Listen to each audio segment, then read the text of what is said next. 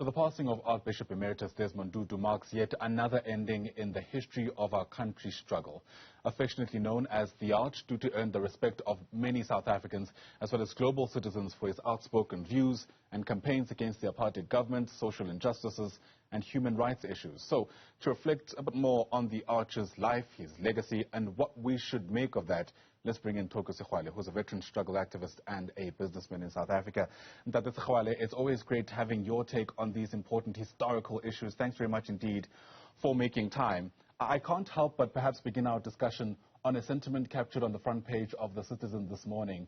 Experts speaking out against, call it, this narrative that Tutu was a sellout when we think about his legacy. What's your response to people who are trying to brand this man in that light? I hope what you're saying is correct. I'm just being shocked. I've not seen The Citizen, but branding Tutu as a sellout must be coming from the depths of people who must be worshippers of the devil, because this was God's person. Tutu effectively was a fighter for human rights, not for the devil, for social justice, for world peace and harmony. At no stage has Tutu Mbilo undertaken any activity that was bringing down the name of God, the dignity of man and woman, and against world peace. So I think we can ignore that, put that aside. It's just so aside that there's such a headline during this time. It's a bad choice by any time. Right. I don't know what they would do, but look, I think we should focus on who the man is, what he stood for, and most importantly, where we're taking his mission from. Yeah. As we stand. Yeah. And to be clear, what the paper was doing actually was having people speak out against those who tried to frame the Ärch as in that manner. But you've had personal encounters with him. Let's focus on that, because I imagine that is kind of the spirit in which this man should be remembered. In fact, I came across an interview where you were essentially asking him not to pray against the fall of the government, because I imagine you knew in some respects that whatever he asks from God, he's likely to get it. Well, Ayanda, you know, I was on Radio 702 about something, and we talked about what Tutu had. I think the interviewer, like you, took a chance or the opportunity to ask me what I think about Tutu's condemning and damning, and you know, on his at the moment when he said, "Watch out, ANC, watch out, ANC." Other people have had majorities and so on. You have majorities, but watch out. One day you lose this majority yourself. I felt that it was like a curse. And I'll tell you why. For those people who may not believe in curses, I don't, but they frighten me. When my grandmother or my mother points a finger at me and says, one day is one day, you don't sleep well thereafter. It's like, you know, you're carrying it's a heavy burden. But for a person whose moral authority in the world is wearing a cassock, a collar, and he uses the cross or the crucifix to point out at us and say, watch out, watch out. That didn't worry me. So unexpectedly during the interview, he was brought online. And I said, please don't bring Archbishop Tutu online. I can't debate with him. They nevertheless put him on the line. Knowing him very well, I greeted him because he had saved my life during our time in the Pretoria 12 in 1978. We greeted, and then I took the opportunity to ask him, please not to condemn us like this. Please don't pray against the ANC, don't pray against me. But it was not to run away from the heart of the message and the sharpness of the spear that he was pointing at sin that we of the ANC are committing. Look what has happened to us today. Is it a curse? So we're going to find our way back, roll back whatever has happened. Because Tutu was called names by some people, even inside the ANC, so I'm not even surprised at other people thinking that he was a devil. He was called names by some of us. But if history has got to unfold, we've got to find a way not just of extolling people when they are gone, but find a way of saying, where are we taking the message of Tutu, the message of Sulu, the message of Mandela, and so on? Where are we going ahead? Because it has become fashionable, Ayanda, for us to become members of the burial societies now. While somebody is gone, we are all in line, we troop forward, and each one of us must come and talk about, oh, he was. I think we should talk about where we are going in respect of the life, the teachings, and the mission of the person. Yeah. It was a fight for social justice. That's what we should be pushing. Let's talk about that. Tutu was a fighter for the common person, the underdog. Let's stand with the workers, the ordinary people, the poor, the people being hit by the pandemic right now.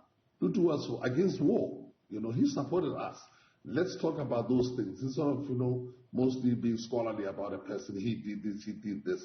I think the mission also by people like yourselves who have got the technology to provide voice, ask those questions about where are we going with his mission rather than who he was. It's very easy to talk about history. Let's talk about these people, what they did as makers of history, to make history ourselves, instead of extolling they did that. That's history. Yeah. Let's talk about that then. President Cyril Ramaphosa was at the family home in Cape Town yesterday. Through his own admission, and I imagine in some respects even as the head of the ANC, he pointed out that Tutu was very critical of the organization itself. How does the ANC, in good conscience, speak about this man in ways perhaps through which they have, in a context where there had been such deep disagreements, in a context where the man himself had disagreed so much with what the ANC had become? More than speaking about and more than saying the kind of things that I hear the President was saying, that we've got to recognize these things, is to correct them. Not just to say he said the circumstances, let's correct that. One of the damning things that happened in this country around Tutu was that our voices were not there when the Dalai Lama, another person of cloth, was not allowed to come to South Africa. And yet during Mandela's time, the Dalai Lama was here, and nothing happened. This country was not blown into pieces. But at a certain time when Tutu had invited him to come and deliver a speech, and I talk like this because at the time I was also a member of the Tutu Trust. When the Dalai Lama was here to deliver that speech, was supposed to be here, he was disallowed from coming to South Africa. I think we should own up to these things. Not just mention them, but rectify them. Correct those things and point out not just to the shortcomings, but how we would like to fix those things going forward. Yeah. Are you at all worried that people of the caliber of Tutu are now individuals we're going to speak about in past tense? In other words, do we have potential Tutus of our time who will guide us through the many challenges, without a doubt, that this country is still grappling with? Well, there's only one Tutu or one Mandela, but then there are other people who can create themselves and become leaders, become activists in their own right, following the footsteps of the good things. All of us, like Madiba likes saying, there are good men and good women amongst us. So it is for those kind of people to stand up and carry on the mission and recreate and make new history, because there are new situations. Take this pandemic. It was not there during certain times. So how do we react around this pandemic? How do we talk about vaccinations? How do we accommodate people of the world, of this continent and so on? How do we fight against corruption, something that maybe was not seen during Madiba's time? What do we say? We can't just have a Zondo commission. Let's have convictions, those type of things. So there should be activism all the time. That's what I'm saying, Ayanda. Yeah, absolutely. For you, in your own personal capacity, you've already mentioned to us ways through which this man has, to use your words, saved your life. How are you hoping that at least lessons, part of his legacy, will live through your own activism, your own work? Well, it is also to walk in his footsteps.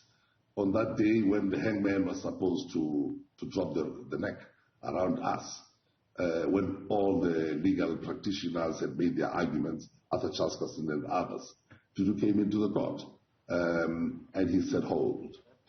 And that's how I saved. Therefore, I also have a responsibility to stand in the way of a threat to help other people survive, not necessarily hanging, but survive, the poor and so on. So walk in the footsteps of these great people. That's what we should be talking about. instead of coming and reading history and checking on the internet who this person was and try to wax lyrical and be very eloquent about their past. Eloquency, it should be about what we are doing. So therefore, I'm going to learn. I'm going to be a student of Tutuism, if I should call it like that, so that I stand also for social justice.